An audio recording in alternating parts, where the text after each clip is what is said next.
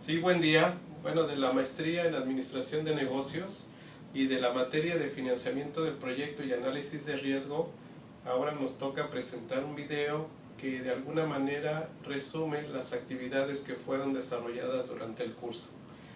La profesora es la doctora Nora Gavira Durón y los alumnos que contemplaron este equipo son José Francisco González, Edwin Eloy González y un servidor, Oscar Sochipa.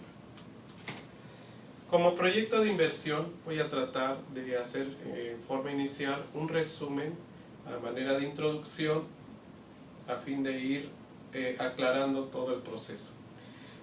Para nosotros, bueno, pues un proyecto de inversión está definido como un conjunto de actividades coordenadas e interrelacionadas que intentan cumplir con un fin específico.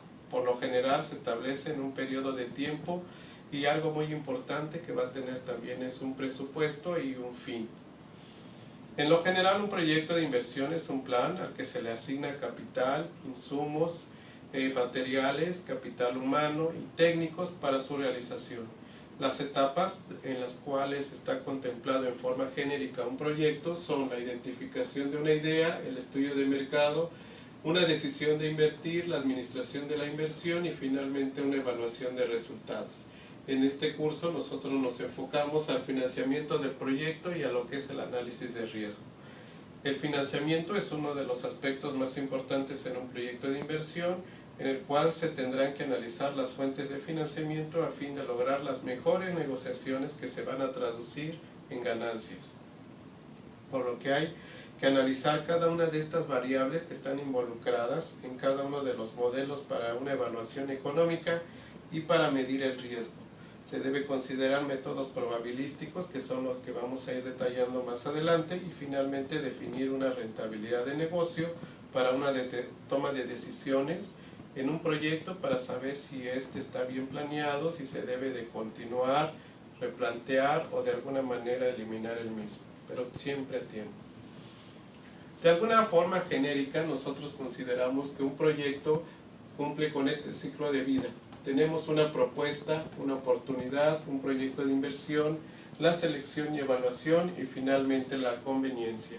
Algunas de las términos claves que tenemos durante un proyecto, bueno, pues son los orígenes del riesgo. Un origen de riesgo que es una certeza sobre los flujos de caja que genera una inversión y la decisión con más de un posible resultado y donde la probabilidad puede estimarse.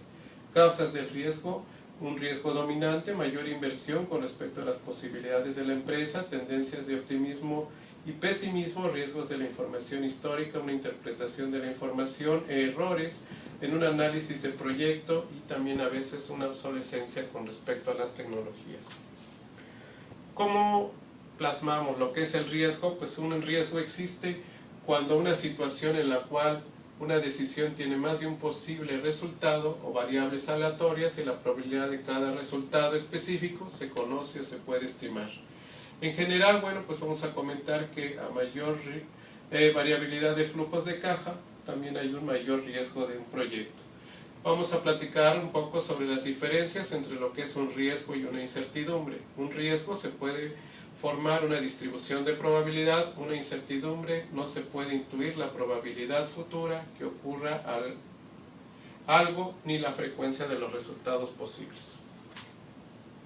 ¿Cuáles son algunos de los tipos de riesgo? Bueno, pues dentro de las dos formas tenemos la determinista y la probabilista. En general, bueno, pues en forma determinista nosotros podemos calcular un valor futuro, valor presente, actual neto, tasa interna de retorno, costo anual uniforme equivalente y una razón beneficio-costo.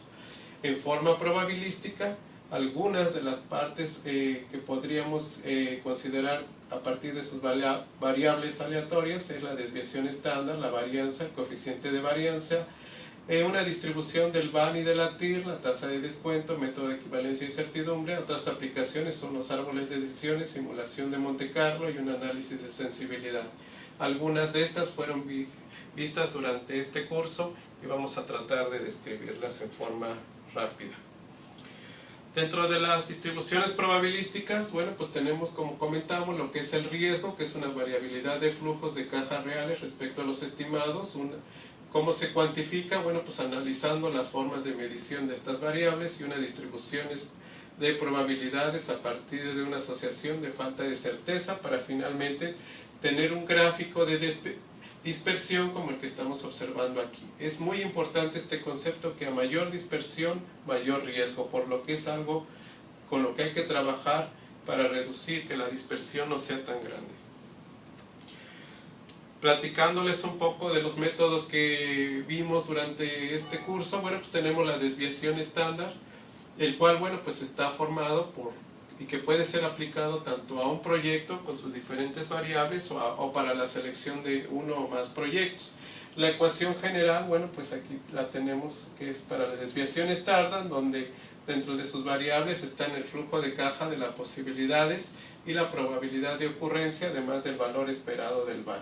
Primero, bueno, pues en este ejemplo muy rápido nosotros tenemos valores de probabilidad de 3 casos, y así como los flujos de caja. Primeramente, para poder resolver la ecuación, bueno, pues hallamos la media a partir de esta ecuación. Bueno, pues en nuestro caso, en nuestro ejemplo, nosotros obtuvimos una media de 2500, después calculamos la varianza y la desviación estándar, que para nuestro ejemplo, bueno, pues aplicando lo que es la ecuación y dando los resultados, obtuvimos una varianza de 150.000 y una desviación estándar a partir de la raíz cuadrada de 387. Una vez calculado esto, vamos al punto 3, que es un coeficiente de variación como medida de la dispersión relativa, y que para nuestro ejemplo obtuvimos un valor de 0.15. Es interesante aquí entender entonces que a mayor coeficiente de variación, mayor dispersión o variabilidad tengan los datos, nuevamente mayor riesgo. La distribución de probabilidad del valor actual neto, bueno, pues la definimos como cómo se evalúan los flujos de caja en el tiempo, y sean o no dependientes entre sí, se toma en cuenta en el tiempo y la inversión. Aquí tenemos nuevamente un ejemplo donde una propuesta de inversión requiere 100,000 pesos, y con los siguientes flujos de caja en los siguientes periodos, 1, 2 y 3, marcamos 3 probabilidades y los flujos de caja que mencionamos. Después hallamos los valores esperados de flujo de caja. En este caso determinamos la media para los 3 periodos y son los resultados que vamos obteniendo. Después el valor esperado del valor actual neto, aplicamos lo que es la ecuación y obtenemos que nos da un resultado de 7.958. El punto 3 es calcular la desviación estándar alrededor del valor esperado, porque para nuestro ejemplo, bueno, pues nosotros obtuvimos una desviación de 18.490. Las varianzas fueron de 60 millones con una desviación estándar final de 7.746. Otro concepto o otra forma es la distribución de probabilidades del valor actual. Igual, el VAN, como veníamos con nuestro cálculo y nuestro ejemplo, bueno, pues hacemos una conversión de la distribución real en una distribución normal estándar utilizando un valor Z, o estadístico. Z se usa para, será la distancia entre un valor seleccionado designado X, la media y la desviación estándar. Aplicamos la ecuación y nos da de menos 0.43, que bueno, pues de alguna manera es visualizado en este gráfico, donde vemos que bueno, pues menos 0.43 estaría del lado izquierdo de nuestro gráfico, bueno, pues dentro de las partes negativas, y la P que corresponde a 33.34. Y de esta forma nosotros vamos lo que es midiendo nuestros resultados de nuestro proyecto a partir de este tipo de ecuaciones. Otra forma es la distribución de probabilidades de la tasa interna de retorno. Bueno, la TIR, que consiste más que nada en encontrar la distribución de probabilidades de la VAN para diferentes valores de I, entonces encontrar a partir de ello la distribución acumulada de la TIR. Aquí en forma muy rápida nosotros hicimos un ejemplo práctico de cómo pueden visualizarse a partir de gráficos en donde, bueno, comentábamos a diferentes valores, y bueno, pues a diferentes resultados de la VAN serán los resultados de los gráficos que podemos obtener y su interpretación que debe de obtenerse. Una vez obtenida esta distribución acumulada de la TIR, se usa como referencia algún criterio de decisión. Para nuestro caso, bueno, pues nuevamente aquí obtuvimos una Z de menos 1.70 para una P de 4.46. De acuerdo a esta tasa de probabilidad obtenida de la TIR, se puede usar en cualquier criterio de decisión en miras a la evaluación de un proyecto de inversión. Ahora estamos visualizando lo que corresponde a una tasa de descuento ajustada al riesgo. ¿En qué consiste? Bueno, pues consiste en ajustar la tasa de descuento en función del grado de riesgo que globalmente se asocia al proyecto de inversión. Y bueno, pues no es más que nada, tenemos una ecuación que está como variable la tasa de descuento libre y una tasa de descuento ajustada al riesgo, así como la prima del riesgo. Bueno, pues aquí tenemos nuestro ejemplo, un proyecto A, en donde tenemos una tasa de descuento libre de riesgo de 8% y una prima de riesgo de 2.5 al año cero y a un primer año con unos flujos de efectivo. Bueno, pues entonces la tasa de descuento ajustada, aplicamos la ecuación, nos da 10.5% y una tasa de descuento libre de riesgo del 8%. Entonces, aplicando lo que es una BAN, nosotros tenemos que medir un riesgo y en este caso, bueno, pues es interesante que sea igual o mayor a 0. Otro método es el de equivalencia a certidumbre. Bueno, pues en este método nos indica que el flujo de caja del proyecto se debe ajustar por un factor que represente un punto de indiferencia entre un flujo de caja con certeza y un flujo de caja con BAN sujeto al riesgo. Se evalúa cuando hay indiferencia entre estas alternativas. Bueno, pues no es más que nada que tenemos aquí la ecuación del coeficiente ajustado que se aplica a flujos de caja inciertos. Bueno, pues a menor coeficiente, mayor riesgo asociado. Esto es importante que nosotros siempre lo tengamos en mente, y aquí más que nada mostramos un ejemplo de una forma ilustrativa en donde, bueno, pues aquí el coeficiente ajustado nos dio de 0.6.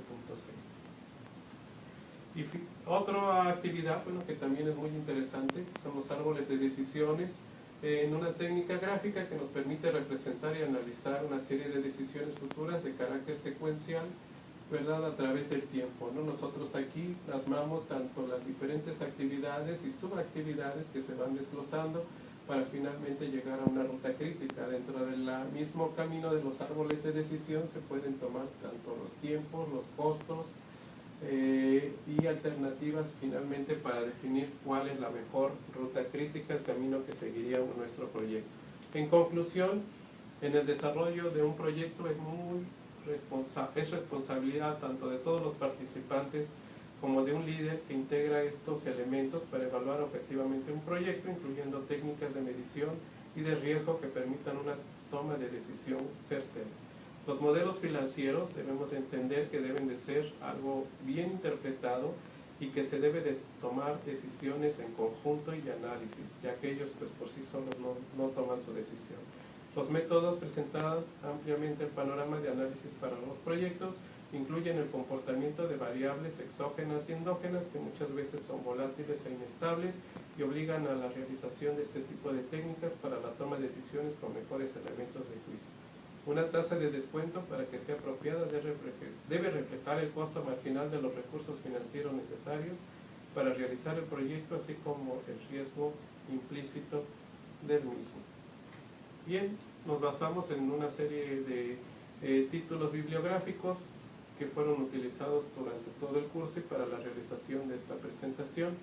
Bueno, pues no nos queda más que agradecer a la profesora y a los compañeros y equipos que participaron en este curso. Gracias.